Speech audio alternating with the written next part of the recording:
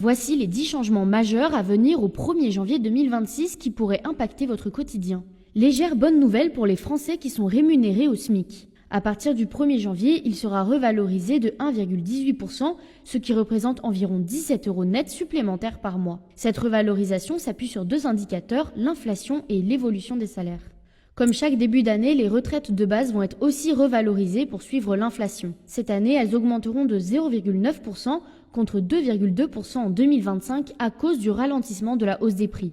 Cela représente un gain mensuel moyen de 14 € au maximum si l'on se base sur la pension mensuelle moyenne des 17 millions de retraités qui est de 1 541 € net. Les prix de certains paquets de cigarettes, notamment les marques premium, vont augmenter. Ces hausses seront de 50 centimes maximum. Parmi les marques concernées figurent Camel, Winston, Marlboro Red, Gauloise ou encore Philip Morris. Initialement prévue pour le 1er juillet 2025, l'augmentation des tarifs des consultations des médecins spécialistes, comme les psychiatres, les pédiatres, les dermatologues, sera appliquée à partir du 1er janvier.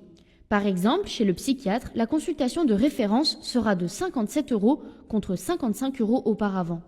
Instauré par le budget 2026 de la Sécurité sociale, un congé supplémentaire d'1 à 2 mois par parent s'ajoute au congé maternité et paternité. Les parents d'enfants nés ou adoptés à partir du 1er janvier 2026 pourront en bénéficier. Dans le cadre d'une expérimentation, l'assurance maladie remboursera les analyses médicales permettant de détecter une soumission chimique dans 3 régions. Il s'agit de l'Île-de-France, les Hauts-de-France et les Pays de la Loire. Ce dispositif est ouvert à toute personne munie d'une ordonnance pour réaliser ces tests.